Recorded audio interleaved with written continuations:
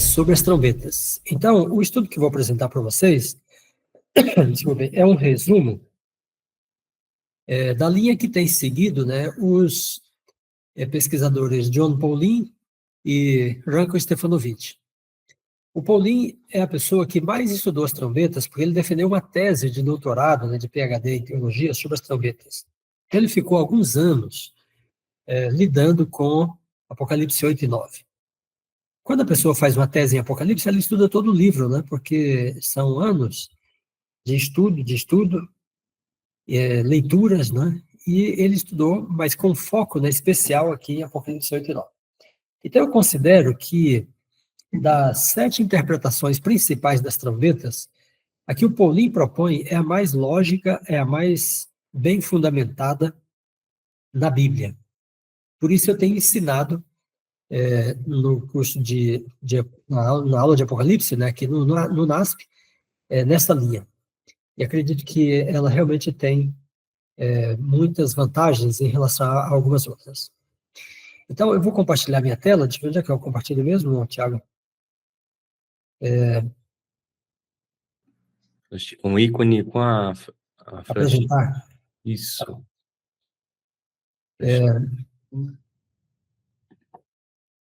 Tudo bem, então...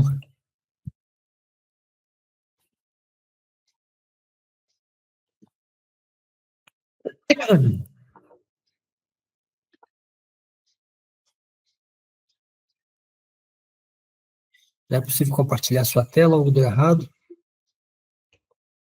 Espera aí, deixa eu ver aqui. O Thiago, você sabe qual é o ícone aqui que tem alguma... O ícone fica do lado do rostinho, do lado direito, uma setinha para cima, entre a mãozinha e... É que ele está apresentando assim, não foi possível compartilhar. Então, tá aqui, ó. Não foi possível compartilhar sua tela. Algo deu errado. Talvez tenha de habilitar aí, autorizar o compartilhamento. O senhor está usando o Mac?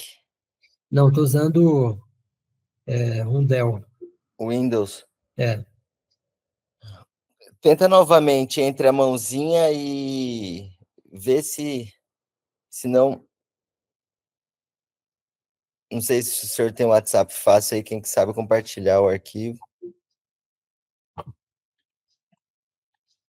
Ok, então eu vou colocar o arquivo aqui para você, Thiago, e você compartilha.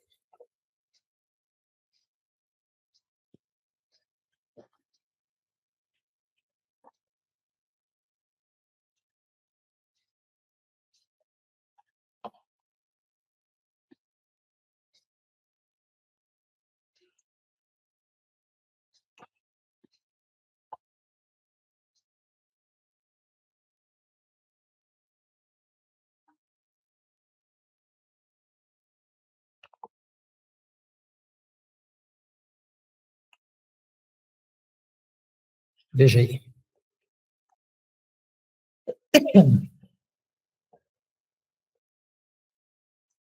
Muito bem, então, as trombetas são o terceiro conjunto, né, de 7 elementos. Então, nós temos as 7 igrejas, os 7 selos, e daí as 7 trombetas. O Apocalipse tem uma ordem, né, um funcionamento muito lógico, sabe? Quando a gente descobre esse funcionamento, então muitas coisas ficam mais claras. Aparentemente, para o leitor superficial, ele começa a ler, né, ele pensa assim, bom, João foi recebendo as visões e foi escrevendo. Mas não é bem assim que funciona. Se você lembrar do caso de Ellen White, né, ela, por exemplo, teve a visão do Grande Conflito em 1858. E ela publicou o Grande Conflito em 1888, 30 anos depois. Então, ela recebeu as visões, aí ela estudou o assunto, ela agregou as visões, né, bastante material mais, e daí ela escreveu. Então, João não deve ter escrito de imediato, sabe, ao receber as visões, o livro do Apocalipse. Pela quantidade de alusões que ele faz ao Antigo Testamento, pelas coisas que ele vai agregando, né, às visões, é possível que ele tenha refletido, sabe, pensado, elaborado, né, para produzir realmente o livro do Apocalipse. Então, as visões estão após os selos. E os selos cobrem toda a história cristã, do primeiro selo, que é o batismo do Espírito Santo, até o sexto selo, que é a segunda vinda, né? O juízo, segunda vinda, e o sétimo selo, que é o descanso. Da mesma forma, as trombetas também cobrem toda a história. Mas há um encadeamento, sabe, dos selos para as trombetas, no seguinte sentido. Nas trombetas, o povo de Deus está sob opressão, nos selos, né? O povo de Deus está sob opressão. Então tem o selo do cavalo vermelho, o cavalo preto, né, o amarelo, eles indicam duras provas, questões difíceis, né, que a igreja de Deus enfrenta. As trombetas, por sua vez, mostram como que Deus atua para libertar seu povo da opressão de seus inimigos. Então, a pregação do evangelho desperta o antagonismo do mundo, né, contra o povo de Deus. E as trombetas, então, mostram como que Deus trabalha para livrar seu povo. Então, vamos manter isso em mente, porque é como se cada trombeta, né, anunciasse um tipo de juízo que Deus vai executar sobre os inimigos de seu povo. Você conseguiu, então, compartilhar, Thiago? Aqui não estou vendo, está só a sua tela inteira aqui.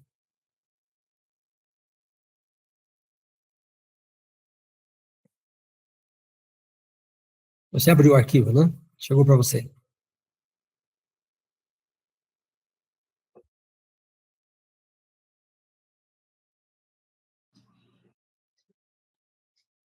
Eu tô com o arquivo aberto aqui, sim, só que eu não consigo apresentar ele também na tela inteira. Deixa eu mandar pro Thiago.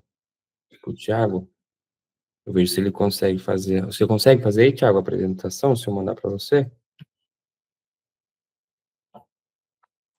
Mandei no WhatsApp.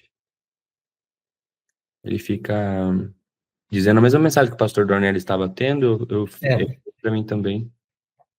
Então tenta aí o outro, Thiago Benedicto. Muito bem, gente. Então, o primeiro ponto que nós vamos falar sobre as trombetas é que tudo no Apocalipse depende da origem dos símbolos no Antigo Testamento. Tudo mesmo.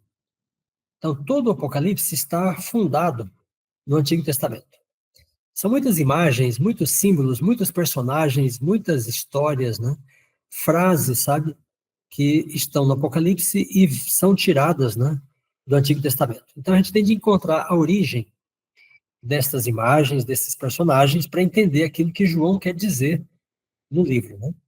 Então, ao estudar as trombetas, nós nos lembramos que no Antigo Testamento, veja, de acordo com Juízes, né, em Juízes 3, Juízes 6, as trombetas marcavam o chamado para a batalha. Quer dizer, as trombetas estão conectadas com o contexto, né, de guerra santa. Anúncio de coroação de rei, 2 Samuel 15, 1 Reis 1, 34. Chamado para o ajuntamento do povo e advertência em face ao perigo. Então, as trombetas eram tocadas nessas 4 ocasiões principais. E aí há um texto, que é Números 9, que é bastante exemplar para o estudo das trombetas. Então, enquanto a gente compartilha a tela, vamos avançando com a leitura desse texto. Em Números 10, na verdade, aí nós temos um texto em que as trombetas são mencionadas, e esse texto serve assim como uma chave, sabe, para o entendimento das trombetas no Apocalipse. Então, eu convido você a ler Números 10, verso 9. Você não precisa anotar que tem depois do slide, e o Thiago vai compartilhar o slide e vai deixar disponível para aqueles que tiverem interesse, né, de ter as passagens todas que nós mencionarmos. Então, Números 10, verso 9, diz assim: quando na vossa terra sairdes a pelejar contra os opressores que vos apertam, também tocareis as trombetas, arrebate, e perante o Senhor vosso Deus haverá lembrança de vós, e sereis salvos dos vossos inimigos. Olha só, então aqui temos o toque de trombetas em um contexto de guerra, de conflito, né? de opressão da parte dos inimigos do povo de Deus. E quando as trombetas eram tocadas, então a Bíblia diz que Deus se lembra. Quer dizer, não é que ele esqueceu, né? Lembrar-se aqui é tomar uma atitude, sabe? Em defesa de seu povo. Então, esse texto se ajusta muito bem ao Apocalipse, porque, como eu disse, né, no contexto dos selos, o povo de Deus enfrenta perseguição. No contexto dos selos tem o martírio, né? Quinto selo tem o sangue, né, debaixo do altar. Então, são algumas imagens nos selos que retratam essa ideia de perseguição, opressão. Principalmente o cavalo vermelho, com a espada, né? E o quinto selo com a ideia das almas debaixo do altar, ou sangue, né, dos mártires debaixo do altar. Então, Tiago, pode deixar aí na página 3? Pode avançar na página 3? Pode ser a seguinte. Então, Números 10, verso 9. Então, esse é um texto, pode avançar mais uma. É um texto que consideramos chave, né, para o entendimento das trombetas. Pode avançar mais uma página.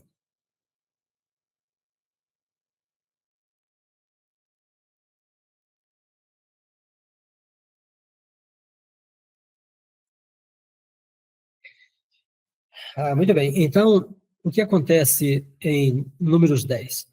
As trombetas são uma espécie de convocação, né, que o povo faz para a intervenção divina.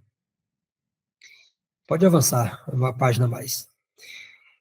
Além desse texto de Números 9, Números 10, verso 9, né, nós temos também o texto de 2 Crônicas 13, 14 e 15, que fala de uma peleja, uma batalha, né, entre o Israel do Norte e Judá. Então diz que olhou Judá e viu que a peleja estava por diante e por detrás. E então clamaram ao Senhor, e os sacerdotes tocaram as trombetas. Então diz, e feriu Deus a Jeroboão e todo o Israel diante de Abias e de Judá. Então, veja novamente o toque de trombetas, marcando, né, uma intervenção divina em que uma guerra está em andamento e Deus interfere, né, para livrar seu povo. Consegue avançar, Tiago, a página? Vocês estão me ouvindo?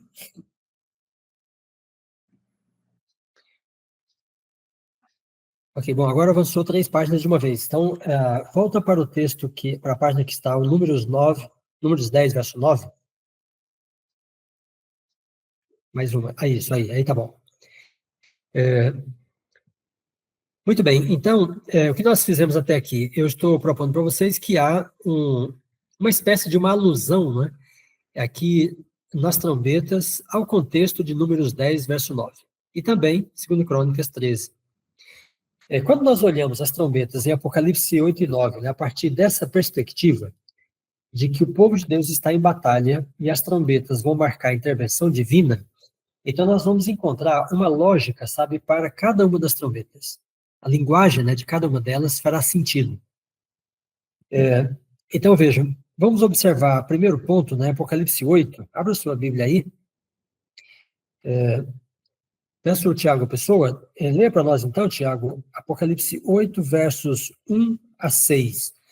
Então, esta é uma visão do santuário que dá a abertura para o relato das trombetas. Então, vamos ler para percebermos como é que esse assunto, né, da guerra e da intervenção divina na guerra é colocado, né, em pauta aqui nesta visão do santuário que dá a abertura ao assunto das trombetas. Ok, Apocalipse capítulo 8, verso 1 a 6. Isso. Quando o cordeiro abriu o 7º selo, houve silêncio no céu por cerca de meia hora. Pode avançar o slide também, Tiago, por gentileza? Verso 2. Vi os 7 anjos que estão em pé diante de Deus, e a eles foram dadas 7 trombetas. Então veio outro anjo com um incensário de ouro e ficou em pé junto ao altar. Recebeu muito incenso para misturar as orações do povo santo como oferta sobre o altar de ouro diante do trono. A fumaça do incenso, misturada às orações do povo santo, subiu do altar onde o anjo havia derramado o incenso até a presença de Deus. Então, o anjo encheu o incensário com o fogo do altar e o lançou sobre a terra. E houve trovões, estrondos, relâmpagos e um grande terremoto. Até aí tá bom.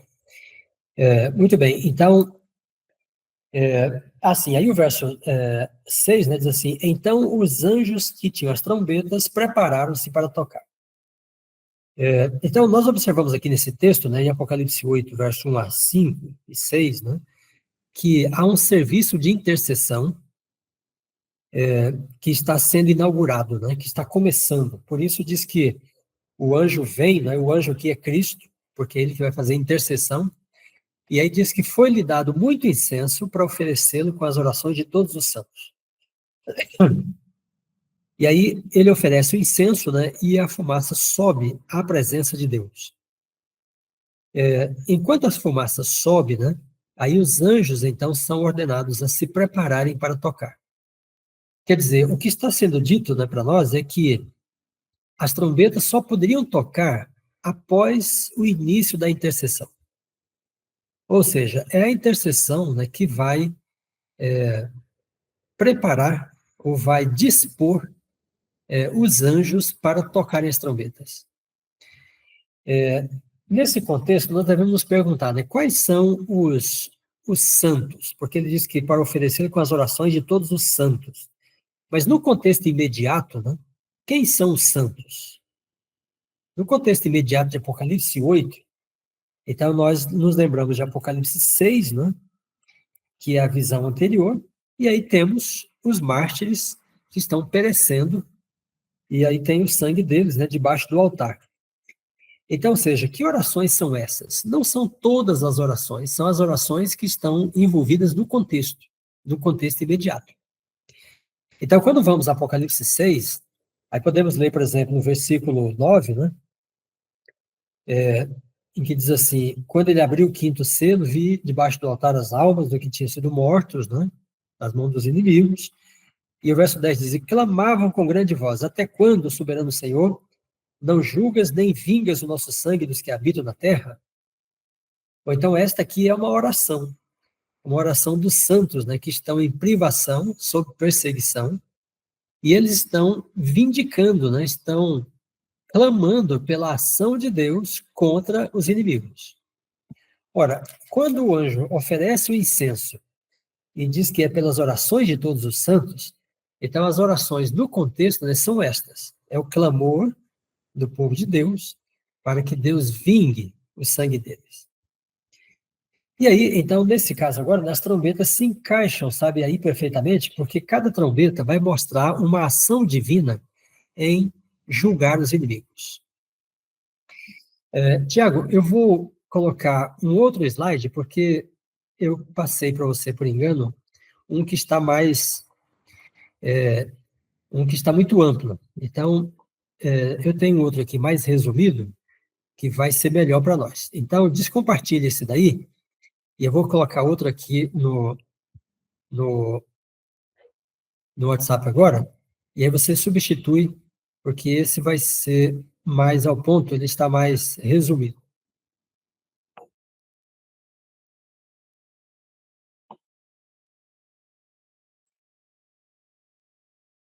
Então, aí está.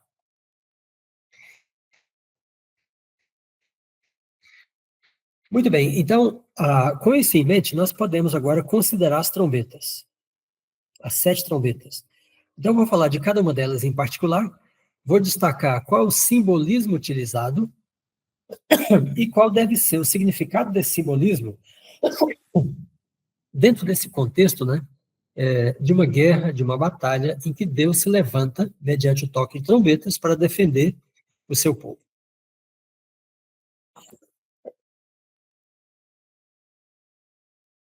Desculpem. Ok, então, está o slide novo aí, né? Vamos fazer também, gente, uma distinção aqui entre as trombetas e as pragas, né? Que é algo necessário de fazer quando se estudam as trombetas. Algumas pessoas acham que as trombetas e as pragas são a mesma coisa. ou que elas anunciam, né, os mesmos juízos. Mas isto não...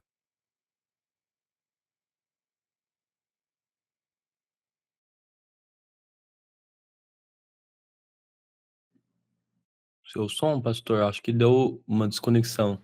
Ok.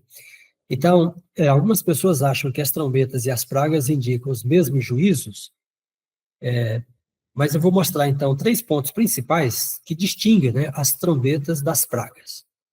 Depois, então, nós podemos estudar as 7 trombetas. Pode compartilhar, então, Tiago, o slide novo? E aí vai naquela página onde estão as trombetas e as pragas, em seguida aquela em que estava.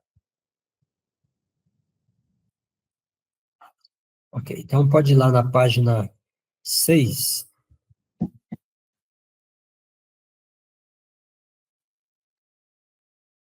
Anterior. Muito bem, então aí veja. Então vamos destacar 3 pontos, né? Primeiro, os anjos que têm as trombetas saem do lugar santo. Como é que nós sabemos disso? É que diz que eles estão, né, diante do trono. Diante do trono é o mar de vidro, e é onde está o altar do incenso. Então, ou seja, os anjos que têm as trombetas saem desse espaço, né, que se chama diante do trono, ou mar de vidro, que é onde fica o altar do incenso, que é o lugar santo do santuário. Mas os anjos que têm as 7 taças saem do lugar santíssimo, indicando que são 2 grupos, né, diferentes de anjos. E como é que sabemos que eles saem do lugar santíssimo? É que o texto de Apocalipse 15 diz que eles estão, né, no lugar, no santuário do tabernáculo do testemunho. Quer dizer, o santuário da habitação do testemunho. É a parte do santuário onde estava depositada, né, ou estavam depositadas as tábuas do testemunho, que é o lugar santíssimo. Segundo ponto, as trombetas começam a tocar no início da intercessão. Então, diz que o anjo recebe, né, o incenso para oferecer. Então, esse é o momento, né, do início da intercessão, que é o ano 31, quando Jesus subiu ao céu. Então, ele é exaltado, o sacrifício dele é aceito, e ele é empossado, né, como sumo sacerdote para realizar a intercessão e expiação. Por sua vez, os anjos que têm as 7 pragas, né, está claro no contexto que eles vão derramar as pragas no fim da intercessão e no fim da expiação. Porque quando eles saem do santuário, o santuário se enche de fumaça e ninguém mais pode entrar no santuário. Apocalipse 15, verso 1 e 8. Muito bem, então, 2 grupos distintos de anjos que saem de lugares diferentes do santuário. Observem também que o lugar santo, com o ritual da intercessão, fala de misericórdia, né? De oportunidade de perdão.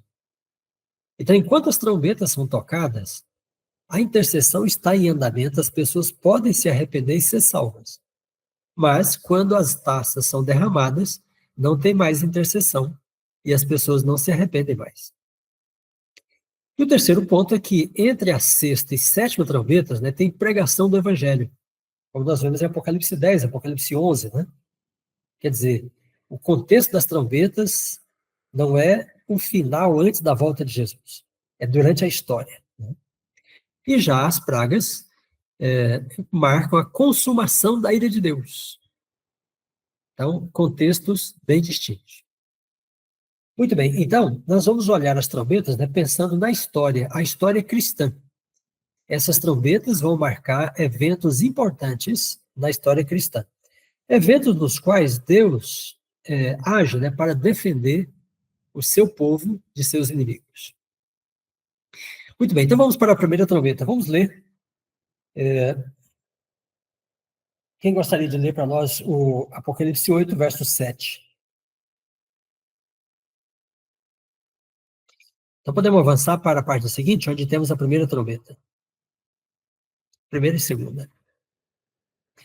Pois bem, então o texto diz assim: o primeiro anjo tocou a trombeta e houve saraiva e fogo de mistura com sangue, e foram atirados à terra. E foi então queimada a 1/3 parte da terra e das árvores, e também toda a erva verde.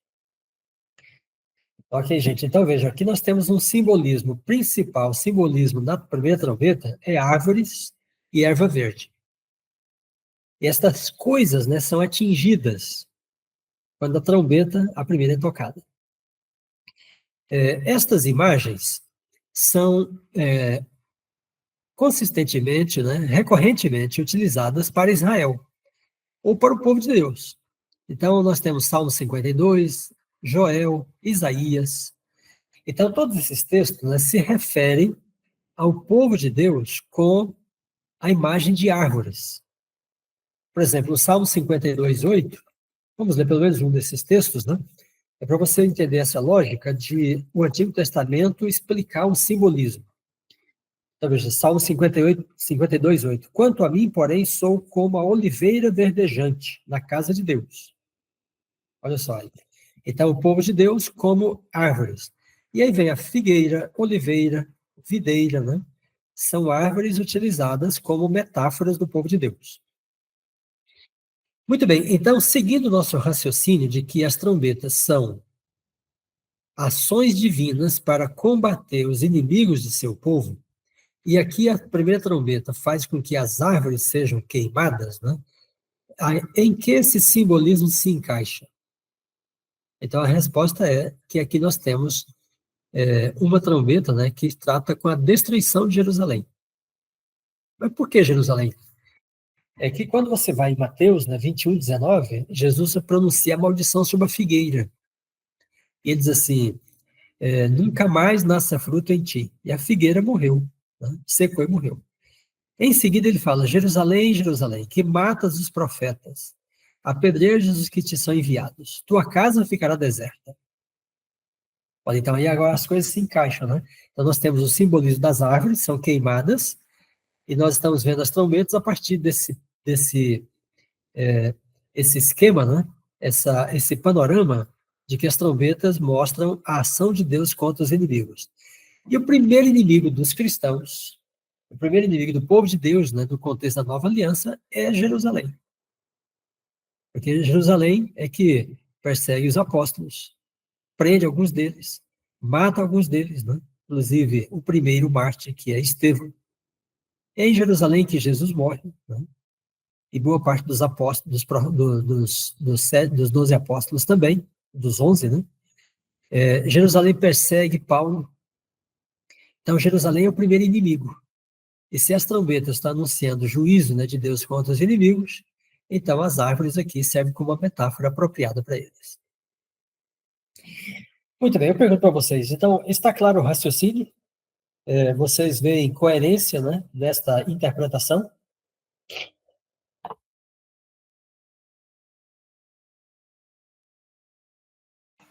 Tem alguma pergunta, algum comentário sobre esse ponto aí?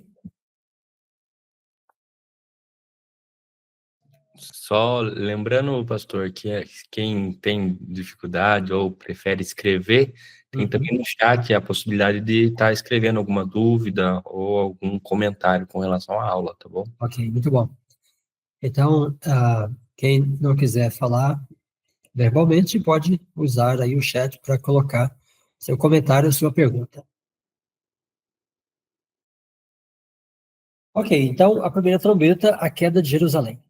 A maioria das interpretações das trombetas, né, concorda nesse ponto aí, que a primeira trombeta lida com a queda de Jerusalém no ano 70.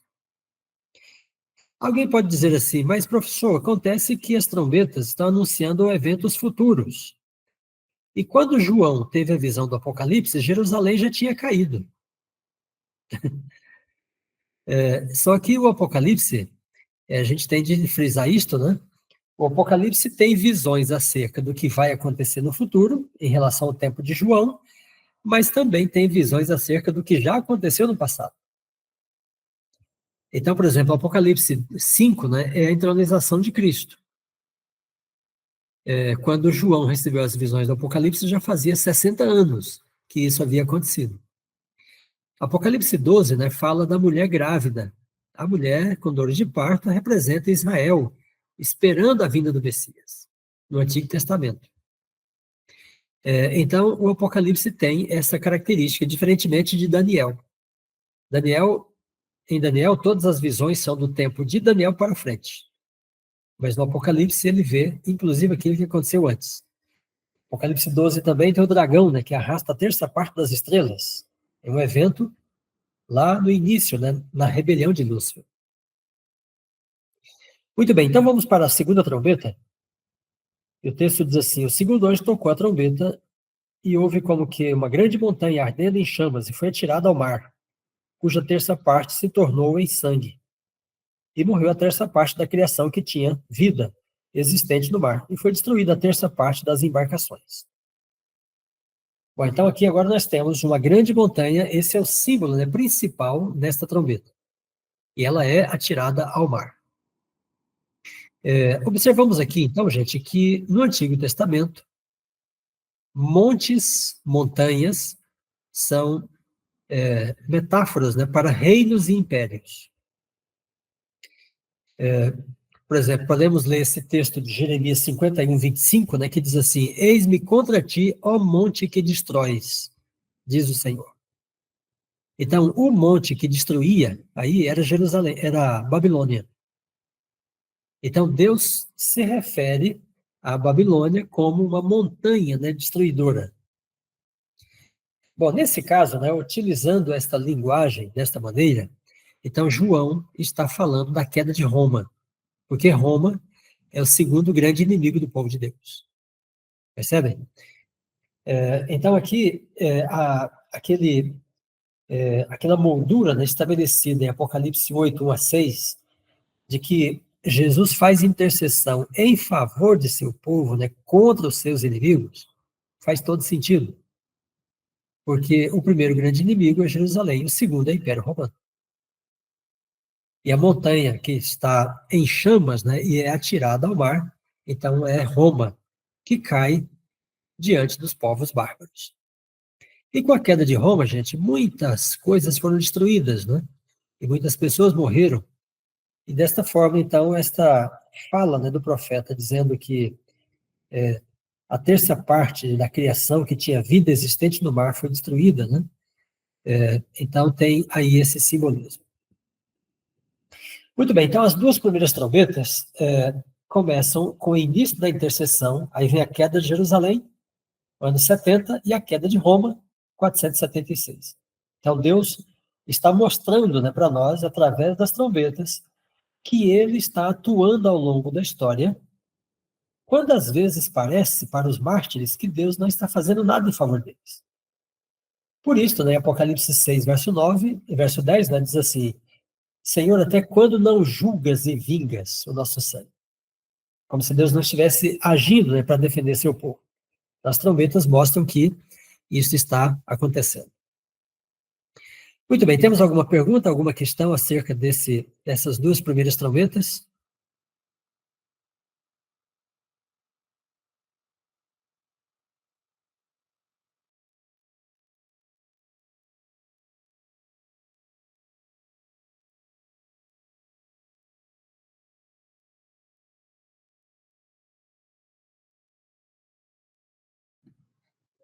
Seu microfone, pastor, desculpa, deve ter mais uma desconexão.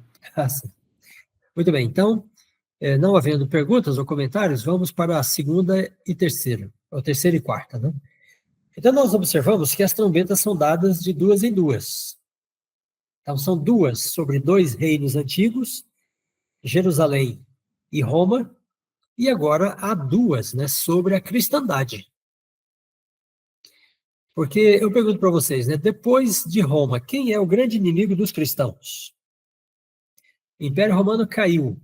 Quem é que se apresenta como o inimigo perseguidor dos cristãos?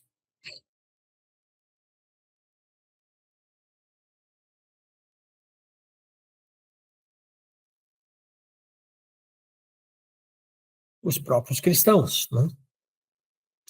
Então, o papado medieval, o clero, passa a substituir o Império Romano, né, em oprimir os verdadeiros servos de Deus.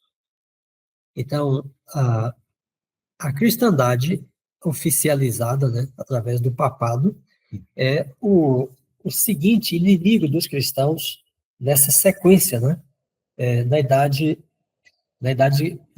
na era cristã. Então vamos ler a terceira e quarta trombetas, né, pensando nesse ponto. Então, o texto diz assim: o terceiro anjo tocou a trombeta e caiu do céu sobre a terra a terça parte, melhor, caiu do céu sobre a terra a terça parte dos rios e sobre as fontes das águas uma grande estrela ardendo como tocha. O nome da estrela é Absinto. E a terça parte das águas se tornaram em absinto. E muitos dos homens morreram por causa dessas águas, porque se tornaram amargas.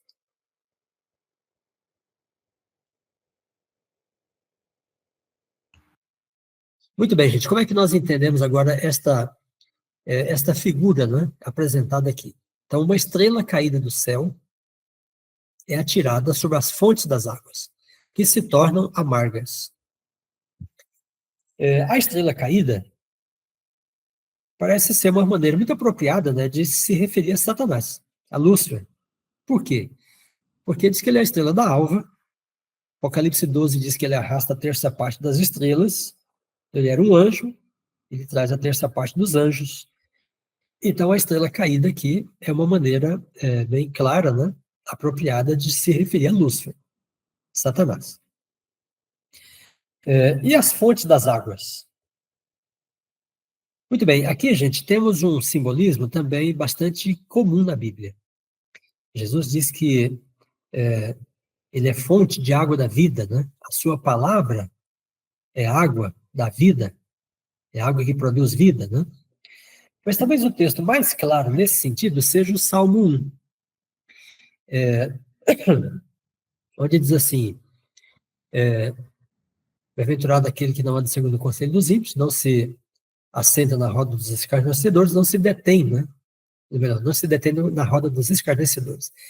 Aí diz assim: antes o seu prazer está na lei de Deus, e nela medita de dia e de noite.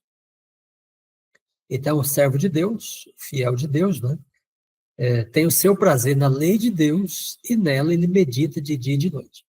E aí vem um paralelismo, né, muito interessante, que diz assim: ele será comparado à árvore plantada junto à corrente das águas. Então, aí colocou em paralelo, né, a lei de Deus, ou a sua palavra, e a corrente das águas. Se a palavra de Deus, né, é dada com esse simbolismo da fonte das águas, ou das fontes das águas, então parece que o símbolo utilizado nessa terceira trombeta, né, pode se referir ao ministério das Escrituras. Então, Jesus diz assim em João 17, né, eu lhes dei a tua palavra. Então, ele confiou a palavra à igreja.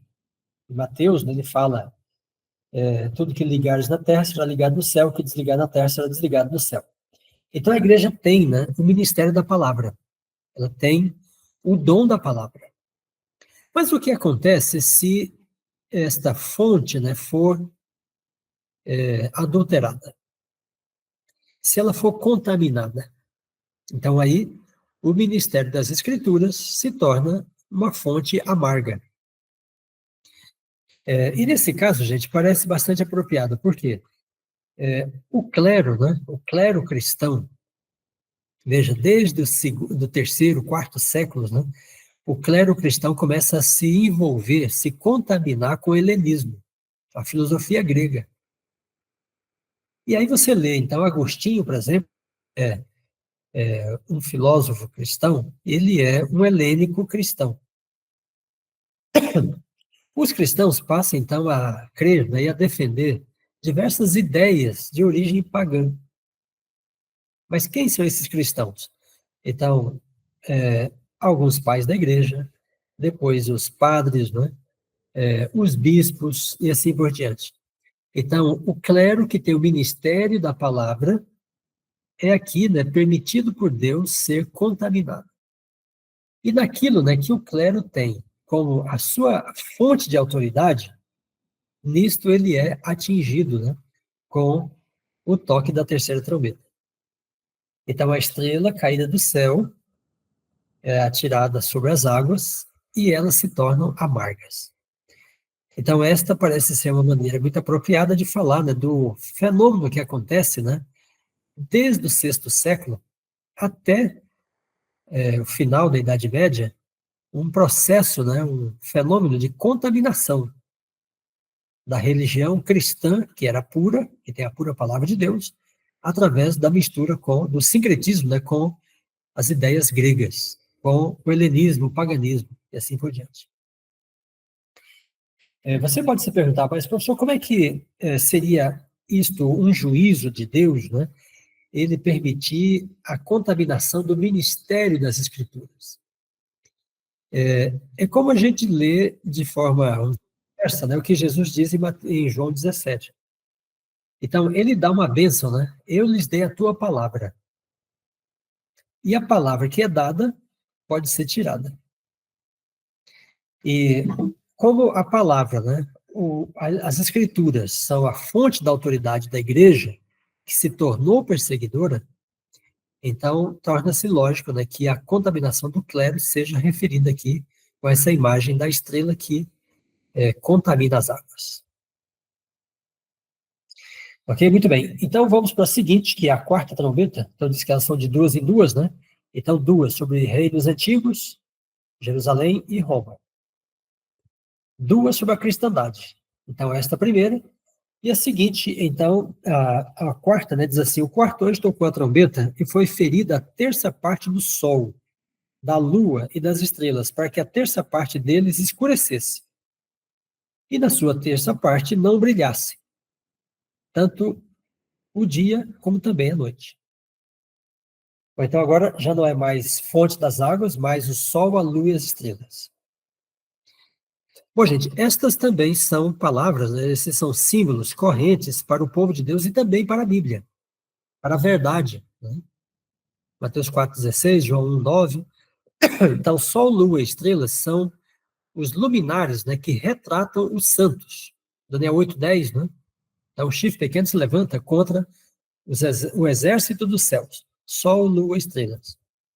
No sonho de José, sol, lua e estrelas se curvam diante dele, quer dizer, os descendentes de Jacó, né, se curvando diante de José.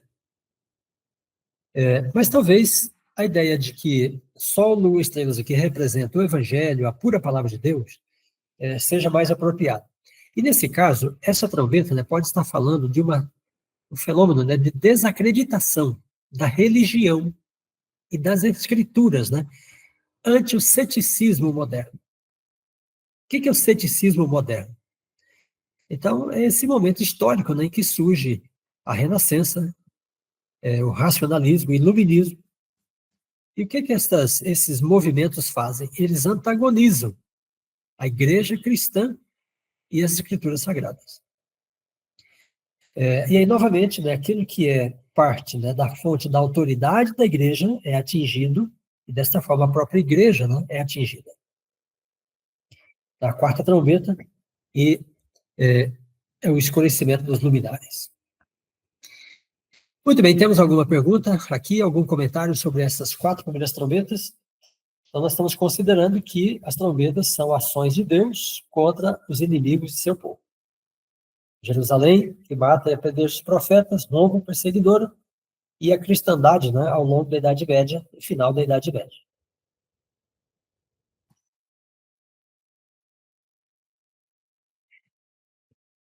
Muito bem, depois nós temos duas trombetas que são um pouco mais complexas, são até mais extensas, né, do que essas quatro anteriores.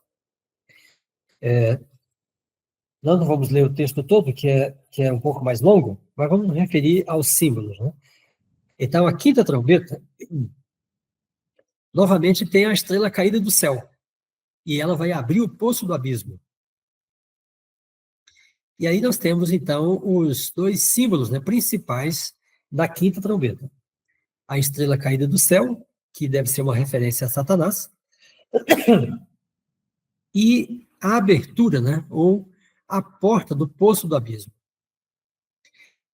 E aí, gente, então, muitas pessoas entendem que esta seria uma referência ao islamismo, aos muçulmanos, né, durante as cruzadas e na queda depois do Império Otomano, né, pelos séculos XVIII, XIX. Porém, esta, sem dúvida, é uma interpretação com um fundo, né, antissemita muito claro. O que é um fundo antissemita? É a ideia cristã, católica e protestante, de que o islamismo é uma religião do mal, assim como o judaísmo. Então, há um espírito antissemita muito forte entre os cristãos. Então, quando os cristãos falam que os judeus mataram Cristo, né, que os muçulmanos são uma religião assim, assim, então isso é uma ideia antissemita. Ao contrário disto, gente, quando vamos na Bíblia, né, para nos perguntar o que é o abismo, então a Bíblia é clara em dizer que o abismo não é um lugar dos muçulmanos. Essa palavra não ocorre na Bíblia, né? O abismo na Bíblia é o lugar dos demônios. Então, por exemplo, Lucas 8:31, né? Os demônios falam para Cristo assim: não nos mande de volta para o abismo. Quer dizer, o abismo é o lugar da morada deles. Judas 6, Apocalipse 11, verso 7, diz que a besta sai do abismo, né? A besta escarlate emerge do abismo. O dragão depois é preso no abismo. Então, o abismo é um lugar, vamos dizer, não é um lugar geográfico, mas é um espaço, né, metafórico, simbólico, né, que fala da contenção que Deus impõe sobre os demônios. Se Deus não contivesse a ação deles, eles já teriam destruído a terra. Então, os demônios são aprisionados, são colocados em cadeias, né? Eles são limitados pela ação divina. Mas aqui, na quinta trombeta, está dizendo que Deus vai deixar abrir a porta do abismo para o que está lá dentro sair. E aí, então, o profeta, né, diz que sai uma nuvem de gafanhotos. E os gafanhotos são descritos, né, de forma bastante criteriosa. A maneira como ele descreve, né, e a origem, o abismo, não deixa dúvida, não deve deixar dúvida de que ele está retratando os demônios através da figura dos gafanhotos. Então, o poço do abismo é o lugar do habitar, é o habitar dos demônios, é o lugar de contenção do poder deles.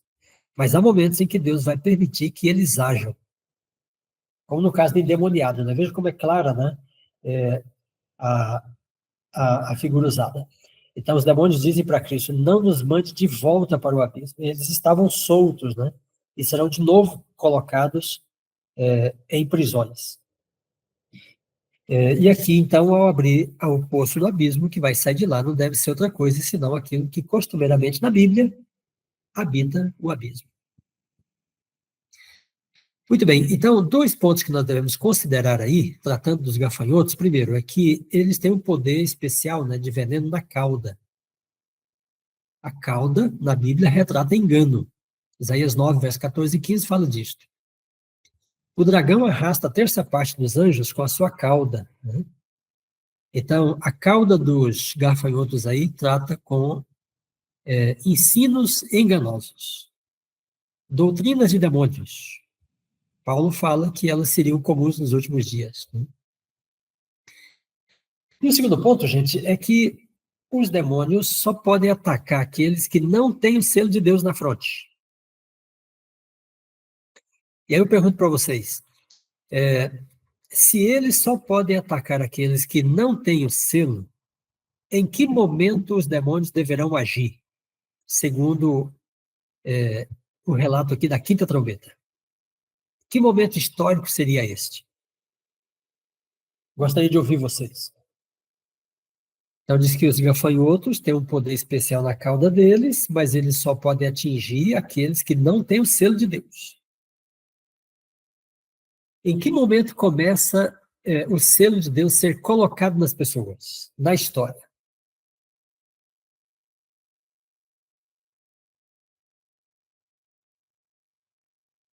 Alguém sabe me dizer?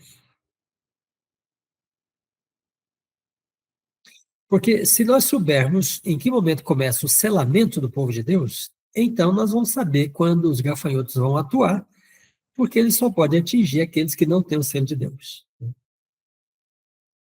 E veja, Apocalipse 9, verso 4, fala isto. Apocalipse 7, verso 4, os anjos dizem, não danifiqueis a terra até selarmos na sua fronte os servos do nosso Deus. Então a Silene está arriscando aqui, depois do fechamento da porta da graça, veja, então, não pode destruir antes de selar, uma vez que terminar o selamento, o que acontece em seguida? Começa a destruição. Então, o decreto dominical, fechamento da porta da graça, o selamento, são eventos que estão conectados. Pois eu pergunto para vocês, quando José Bates e Ellen White e Tiago White aceitaram o sábado, como é que eles chamavam o sábado? O que era o sábado para eles? Era o selo do Deus vivo.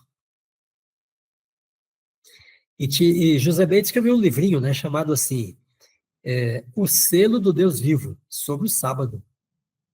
E Ellen White depois escreveu um livrinho também, no mesmo contexto, em 1847, 48, ela escreveu um livrinho assim, para aqueles que estão recebendo o selo do Deus vivo.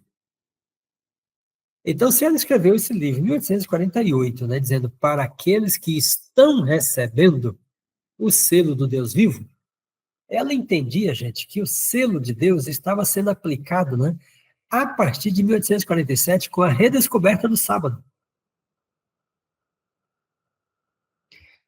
Então, o sábado é o selo do Deus vivo que vai distinguir o grupo, né, dos seres humanos que não serão atingidos pelos demônios e nem pelas pragas. Bom, então nesse caso, aí eu vou agora situar a questão para vocês. Vejam, se o selo de Deus começa a ser aplicado, né, sobre a fronte, a partir da redescoberta do sábado, 1847, 46, 47, então isso indica necessariamente, né, que a ação dos gafanhotos aqui ocorre no mesmo contexto. Porque assim, ó, o Apocalipse tem de funcionar dentro do seu contexto, né? Então, se os gafanhotos só podem atingir quem não tem o selo do Deus vivo, necessariamente eles vão atuar no momento em que os anjos estão selando o povo de Deus. E aqueles que não têm o selo são vulneráveis à ação dos demônios. E eu pergunto agora para vocês também, que evento importante começa nos Estados Unidos, ou ocorre nos Estados Unidos, né, nesse mesmo contexto do selamento, quando começa o selamento, 1847. Tem um acontecimento muito importante, profético, Ellen White se refere a ele várias vezes, né, que começa aí no contexto de 1847, 48. O que é?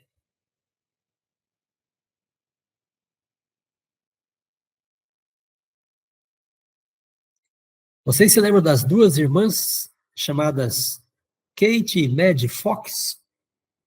O que elas faziam?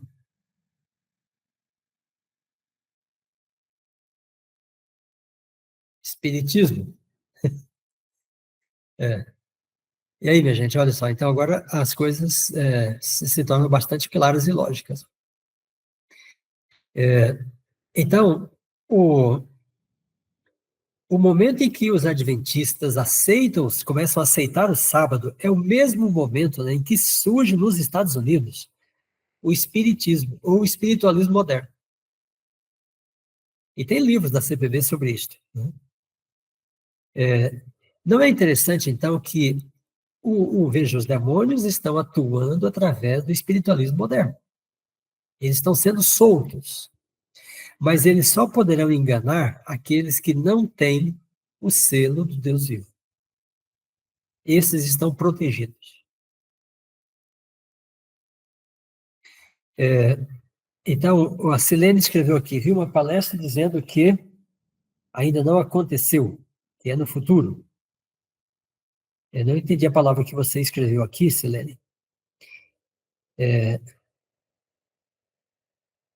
Mas vejam, então, os demônios estão sendo soltos a partir do momento que começa o selamento. Algumas pessoas vão dizer que o selamento ainda está no futuro, mas isto não corresponde, né, com o contexto, o significado do selo no Antigo Testamento e no livro do Apocalipse. O selo do Deus vivo é a experiência, né, de adorar o Deus Criador e aí aceitar a Deus, né, como Criador dos céus e da terra e, portanto, Senhor, dono de nós. Portanto, ser selado, né, significa ser identificado como propriedade divina. Quando o povo de Deus começa a guardar o sábado, então retoma, né, o selo do Deus vivo. E é em Êxodo 17, Êxodo 31, Ezequiel 20.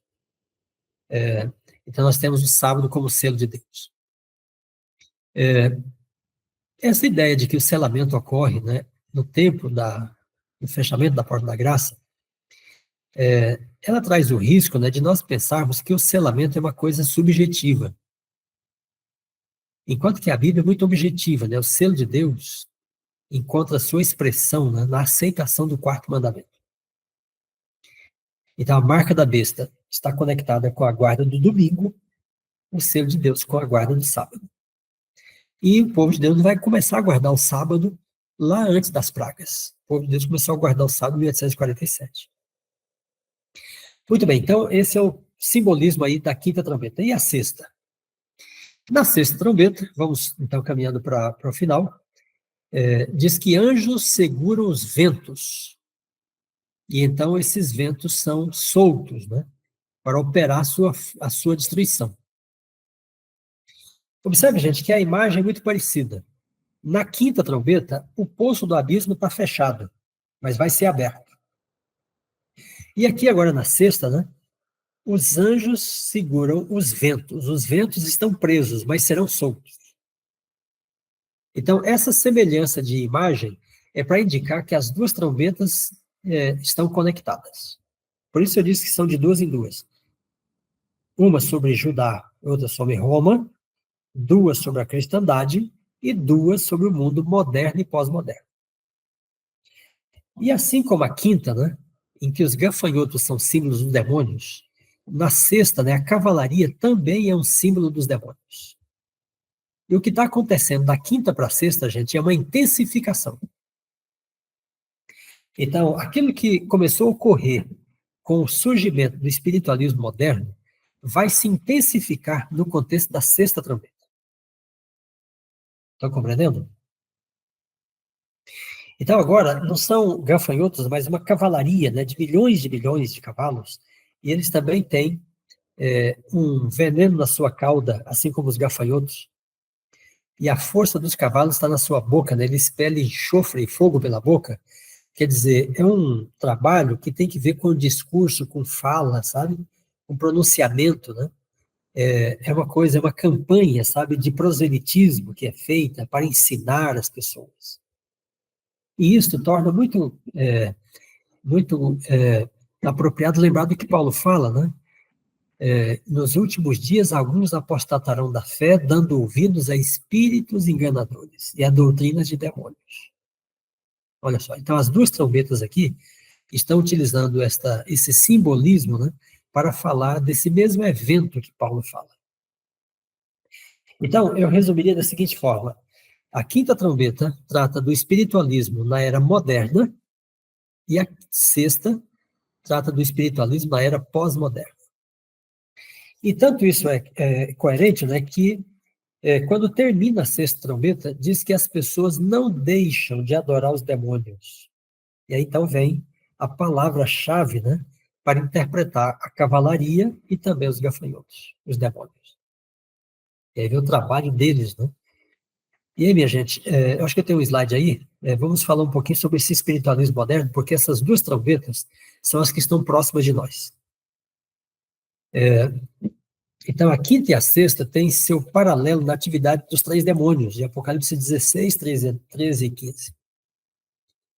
No caso, os três, né, em Apocalipse 16, falam de uma trindade, sabe, de uma é uma referência a todo o trabalho, né, feito através do espiritualismo.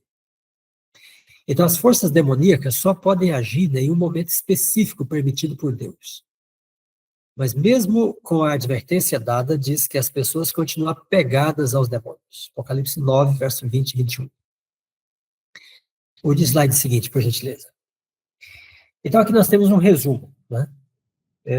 Depois vocês podem ter esse slide para revisar o assunto. E eu peço que coloque, então, o slide seguinte, Tiago. E aqui eu fiz um contraste entre as duas cavalarias que existem no Apocalipse. Esse contraste, para mim, é muito ilustrativo, porque tudo no Apocalipse é dado em pares opostos. E aqui nós temos uma cavalaria do abismo, a sexta trombeta, e Apocalipse 19 tem a cavalaria celestial. Essas duas cavalarias, gente, se encontram na batalha do Armagedon. Uma batalha religiosa, espiritual. Não é uma batalha de reis, de mísseis, de bombas, sabe? Não é uma guerra nuclear, nada disso. Porque o conflito entre Cristo e Satanás é um conflito religioso. E assim como Cristo vence, né, quando ele renuncia e morre na cruz, o povo de Deus vence quando renuncia e proclama a palavra de Deus, né, no contexto das 3 mensagens angélicas. E depois no contexto do alto clamor, né, da chuva serôdia. Então, esse confronto das duas cavalarias, veja, a primeira cavalaria é o espiritualismo. A grande campanha, né, do espiritualismo na modernidade e na pós-modernidade. O espiritualismo está presente em todos os cantos da experiência humana. São muitos exercícios espirituais, muitas técnicas, muitos objetos, sabe? Muitas substâncias usadas, né, para manipular a mente das pessoas e tornar a mente das pessoas vulnerável à ação dos espíritos maus. Por outro lado, né, a cavalaria celestial identifica o povo de Deus que está trabalhando, né? O povo de Deus segue o cavaleiro que tem a espada que sai da sua boca. Essa é uma referência à palavra de Deus. Então, se o cavaleiro, né, guerreia com a espada é a espada do Espírito, né, da palavra de Deus, o seu exército também guerreia com a mesma espada, com a mesma palavra. Né? É a palavra de Deus contra a palavra dos demônios, sabe? É a doutrina das Escrituras contra a doutrina dos demônios. Né? Esse é o grande Armagedon. Então, a sexta trombeta nos coloca diante desse confronto. Porque nos lembramos, né, de uma outra cavalaria que está em Apocalipse 19. Então, no Apocalipse, as coisas são dadas em pares opostos. Veja, o selo de Deus, a marca da besta. A mulher pura, a mulher perversa. A cavalaria do abismo, a cavalaria celestial. E aí nós só entendemos bem o par oposto quando a gente aproxima os dois. Muito bem, Tiago, avança aí, por gentileza. Eu tenho aqui um texto de Ellen White, em que nós podemos ler, né, em paralelo com esse foco, né, dado da quinta e da sexta trombeta sobre o espiritualismo. Então, o que está dando a entender nas duas trombetas, com esse escurecimento do céu, né, com a nuvem de gafanhotos, e com essa cavalaria do abismo, é que o espiritualismo vai tomar dimensões globais no contexto da sexta trombeta. E isto é muito apropriado pensar isto, né, quando nós lemos textos de Ellen White, como esse aqui, por exemplo. Satanás, por milhares de anos, tem feito experiências sobre as propriedades da mente humana e aprendeu a conhecê-la bem. Por que eu falei da mente, né? E mediante sua obra sutil, nesses últimos dias, olha, ele está ligando a mente das pessoas com a própria mente dele, imbuindo-a de seus próprios pensamentos.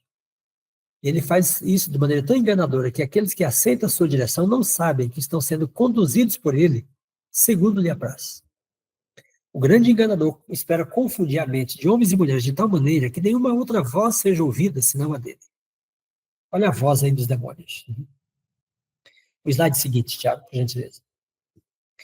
Então, eu coloquei aqui algumas coisas, né, que, na minha forma de pensar, eu identifico como instrumentos do espiritualismo. Todas essas coisas aí. Todas elas têm alguma coisa a ver com estados alterados de consciência. pequenas alterações para grandes alterações. Então, desde coach neurolinguística, reprogramação mental, descoberta do interior, yoga, meditação, etc., né, até a hipnose. Mas aí também tem drogas, ritmos, né, psicodélicos, cuja finalidade é desarmar a mente das pessoas, para tornar a mente vulnerável à ação do inimigo de Deus. Tem o espiritualismo, né, dentro das igrejas, culto e liturgia gospel, sinais e maravilhas, carismatismo. Carismatismo é o espiritualismo dentro do cristianismo. Então, nós podemos dizer que há uma difusão do espiritualismo, né, para todos os espaços da atividade humana, desde dentro das igrejas até dentro das universidades. Ok, e aí o último texto que vamos ler é esse de Ellen White. Pode avançar aí, Tiago? Tem uma observação aqui, eu acho, né, quem é que levantou a mão? Vamos ouvir a observação ou ler o texto que ela vai escrever, o comentário, e depois nós vamos ler para finalizar o último aqui de Ellen White, que é do grande conflito. Bom, enquanto você prepara o comentário, vamos ler o texto, né? Satanás tem há muito estado a se preparar para um esforço final a fim de enganar o mundo. Pouco a pouco ele tem preparado o caminho para a sua obra mestra do engano, o desenvolvimento do espiritismo. Olha só. Até agora não conseguiu realizar completamente seus desígnios, mas esses serão atingidos no fim dos últimos tempos. Com exceção dos que são guardados pelo poder de Deus, pela fé em sua palavra, o mundo inteiro será envolvido por esse engano. Veja, gente, como esse texto aí se parece com Apocalipse 9, verso 4. Os gafanhotos só podem atingir aqueles que não têm o selo de Deus. E aqui Ellen White diz que o espiritualismo vai atingir todos aqueles que não são guardados pelo poder de Deus e não têm a fé na sua palavra. Muito bem, então, temos aí as 6 trombetas e a 7ª, por fim, é a segunda vinda de Cristo, quando o reino do mundo se torna de nosso Senhor e de seu Cristo. Bom, então, havendo algum comentário, alguma pergunta, nós podemos ouvir a sua participação. Fique à vontade, então, de fazer o seu comentário, ou fazer uma pergunta, uma provocação, etc. Então, a Silene disse, ficou uma dúvida. Então, se já tem o selamento, também já tem a marcação da besta, e quem guarda o domingo vai se perder? Bom, veja, ao mesmo tempo, Silene, então escute bem, que Ellen White diz que o selamento, né, começa com a guarda do sábado, ela também diz que a marca da besta só começa com o decreto dominical. Então, aqueles que guardam o domingo, né, estão prestando uma homenagem a Roma, mas ela diz assim, isso não é ainda a marca. A marca é quando houver uma lei dada pelo império, né, aí as pessoas que se conformarem com essa lei, então elas se filiam à besta, e aí recebem a marca. Mas o povo de Deus que se filia a Deus, né, com o mandamento que já está dado, recebe o selo. Então, eu estou apoiando, né, no que a profetisa diz, para falar sobre quando começa o selamento e quando começa a marcação. Então, o selo do Deus vivo começa com a redescoberta do sábado. A marca da besta começa com o decreto dominical. Agora vejam, quem são as pessoas que recebem a marca? Enquanto que no sábado as pessoas decidem, né, guardar o sábado e aí recebem o selo, no caso da marca, as pessoas que já guardam o domingo, né, receberão a marca quando o decreto for emitido. Então elas já estão consolidadas nesse costume, né? Assim como o povo de Deus está consolidado no sábado, os que estão no domingo estão consolidados no domingo. Agora, no contexto do decreto dominical, então Ellen White diz, aí se configura, né, o evento, né, de se receber a marca.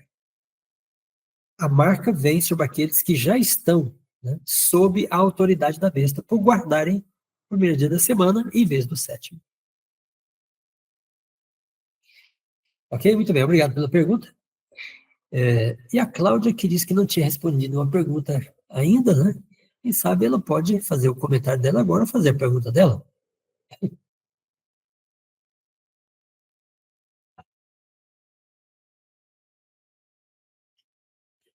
Não tem uma pergunta, Cláudia? Ou não tem um comentário? Muito bem, então, essas são as ideias principais que nós temos aí sobre as 7 trombetas. É um prazer estar com vocês, espero que tenha sido instrutivo e que vocês, ao reverem aí o documento, né, vocês possam aprender um pouco mais. Então, está à disposição de vocês esse material que já está aí com o Tiago. Pastor, a gente tem muito mesmo a agradecer pela explanação da palavra e por também a disponibilidade, né, de o senhor estar aqui com a gente nessa aula. Também disponibilizar esse material tão rico. A gente tem, assim como a Cláudia falou, a gente tem muito para estudar mesmo. Às vezes o senhor faz as perguntas, tem muita coisa ainda na nossa cabeça para aprender. Eu creio que Deus tem conduzido esse momento para a gente poder ter acesso a esse material, ter acesso a essa aula, para poder aprender mais e se preparar. Realmente tem muita coisa ainda para acontecer. E mais do que isso, que a gente possa estar buscando sabedoria para tomar as escolhas certas daqui para frente. Assim seja, amém. E a gente gostaria que o senhor terminasse com uma oração para nós. Então. Pois não, ok. Vamos orar, então. Nosso Deus e bom Pai, obrigado, Senhor, pela Tua palavra. Ajuda-nos a compreendê-la, a estudar a Bíblia através da Bíblia, a luz da Bíblia. Ajuda-nos, ó Pai, a entender as profecias à luz da própria palavra do Senhor, que dessa maneira possamos caminhar em segurança, compreendendo aquilo que tens revelado, do que já aconteceu, do que está acontecendo e que vai acontecer ainda neste mundo. Abençoa cada um dos irmãos, os amigos aqui presentes, e que eles possam crescer no conhecimento da Tua palavra, na compreensão da mensagem profética, possam amar essa mensagem e também proclamá-la para a glória do Teu nome e salvação de muitas pessoas. Continua conosco, dá-nos uma boa noite, é o que pedimos em nome de Jesus. Amém.